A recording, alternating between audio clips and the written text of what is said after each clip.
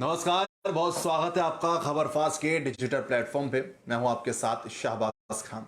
तो सबसे पहली बात, ये रमज़ान का महीना चल रहा है। ऐसे में अगर इस्लाम की बात करते हैं, मुसलमानों की बात करते हैं, तो वो सुबह सहरी करते हैं, शाम को इफ्तारी करते हैं। सोचते हैं रोज़ा रखा है तो बेहतर से बेहतर इफ्तारी में खाना खाएंगे। लेकिन सोचिए, अगर आप सुबह सहरी रख रहे हैं भूखे पेट और इफ्तारी में आप कुछ नहीं खा रहे हैं, तो आपके हालात कैसे हो जाएंगे। ऐसे हालात आप सोच रहे होंगे कि किसके बन रहे हैं। हमारे पड़ोसी मुल्क के ऐसे हालात बन रहे हैं। पाकिस्तान के ऐसे हालात हो गए हैं कि सहरी में कुछ खाने को नहीं मिल पा रहा, इफ्तारी में कुछ खाने को नहीं मिल पा रहा। कहते हैं बहुत पाक महीना होता है, ऐसे में कोई भी दुआ अगर हम मांगते हैं खुदा से, खुदा हमारे सबसे करीब इस महीने में होता है। वो दुआएं कबूल होती हैं जो इस महीने में हम मांगते हैं। शायद पाकिस्तान को यही दुआएं मांगनी चाहिए अपनी बेहतरी के लिए, क्योंकि अगर अब बात करते हैं जो आईएमएफ की तरफ से लोन दिया गया है पाकिस्तान को, वो चुकाने के लिए पाकिस्तान के लिए लाले पड़ने वाले हैं। मैं आपको कुछ रिपोर्ट का हवाला दूंगा। उन रिपोर्ट में यह कहा जा रहा है कि आने वाले समय में पाकिस्तान के हालात और बद से बदतर हो जाएंगे और शायद मुमकिन है, संभवता है, संभावना ऐसी है कि पाकिस्तान जो है अपना लोन चुका नहीं पाएगा। जो हालात श्रीलंका के बने थे, क्या पाकिस्तान कैसे बन जाएंगे? कमेंट में जरूर बताइए। इस वीडियो को ज्यादा से ज्यादा शेयर कीजिए। अब बात दरअसल यह है कि रमजान के पाक महीने की अगर बात करते तो ऐसे में वहां के लोगों को जूझना पड़ रहा है। आप सोचिए, अगर अनाज की बात करते हैं, गेहूं की बात करते हैं, टमाटर की बात करते हैं, आलू की बात करते हैं, जो भी हम खाना खाने की अगर बात करते हैं, वहां के लोगों को नसीब नहीं हो पा रहा। उसके पीछे की वजह यह है कि वहां की मौजूदा सरकार, शहबाज शरीफ की सरकार वहां पे जिम्मेदार है इसकी। हालांकि वो बात अलग है कि वो इमरान खान को निशाना साधते हैं, वो इसके पीछे जो है वजह इमरान खान को मानते हैं। लेकिन सबसे बड़ी बात यह भी है कि 2 दशकों की अगर बात करते हैं तो पहली बार ऐसा हो रहा है कि पाकिस्तान के ऐसे हालात बन गए। लेकिन अब सबसे बड़ी बात यह है कि सरकार की अगर किसी भी बात करते हैं, मौजूदा सरकार की जिम्मेदारी होती है कि जिस तरीके से हालात बद से बदतर हो रहे हैं उससे निपटा कैसे जाए।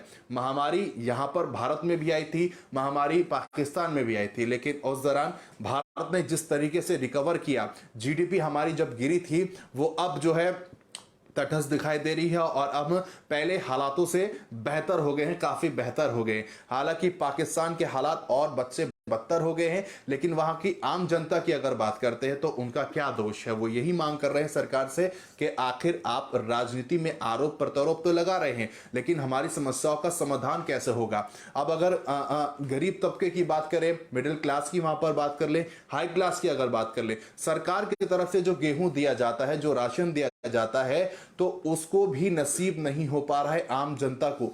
सोचिए, सब्सिडी वाले अगर राशन की बात करते हैं तो उसको ब्लैक में बेचा जा रहा है, और जब ब्लैक में बेचा जाता है तो उसकी कीमत और ज्यादा हो जाती है। और ताज्जुब की बात यह हो जाती है कि वहां का जो हायर क्लास है वो उसको खरीद रहा है। अब सबसे बड़ा सवाल तो यह है कि अगर आप जो सब्सिडी के तहत राशन दे रहे हैं वो गरीब लोगों तक पहुंच नहीं रहा है, अमीर लोगों तक पहुंच रहा है, तो जो आम जनता है आखिर वो खाएगी क्या, वो गुजर बसर कैसे करेगी।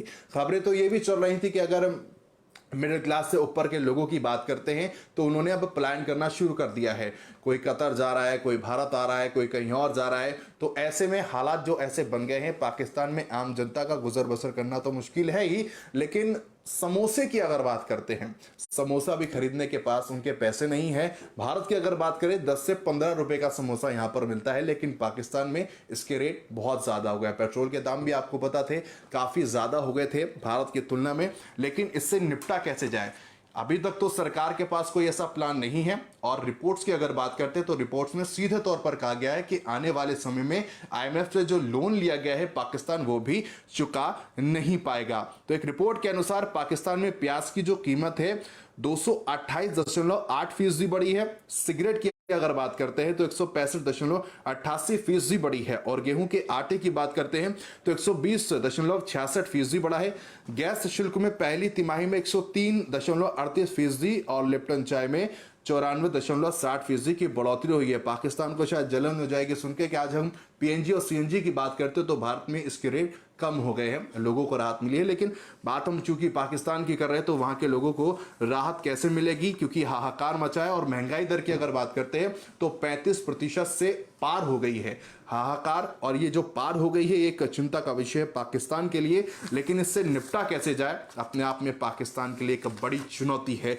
तो आंकड़े कुछ मैं आपको बता रहा हूं कि बुनियादी जरूरतों की बात करते हैं तो ट्रांसपोर्टेशन की बात करें तो 54.94% तक महंगा हो गया है। देश में खाने पीने की चीजों में 47.15% की बढ़त यहां पर दर्ज की गई है। और कपड़े जूतों की अगर बात करते हैं तो इनकी कीमतों में 21.93% की बढ़ोतरी होती है। तो अगर बात करें रमजान के बाद आती है ईद, और सबके मन में ये होता है कि भाई हम नए कपड़े पहनेंगे, नए शूज पहनेंगे, लेकिन आप खाने के तो लाले पड़ रहे हैं, कपड़े भी आप नहीं खरीद पा रहे। तो इससे कैसे निपटा जाए, ये सोचने का विषय है और इस पर चर्चा करने की जरूरत है। हालांकि पाकिस्तान चिंता जरूर जता रहा है कि भाई भारत में ये हालात हो रहे हैं, भारत में वैसे हालात हो रहे हैं, लेकिन ताज्जुब की बात है अपने देश में हो रहे हालात उन लोगों को नजर नहीं आ रहे।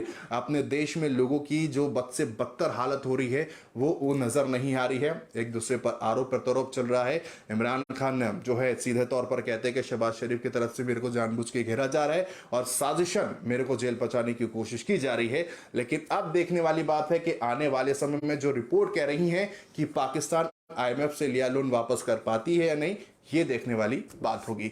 इस वीडियो को ज्यादा से ज्यादा शेयर कीजिए और हो सके तो पाकिस्तान तक पहुंचे ये कोशिश कीजिएगा। नमस्कार।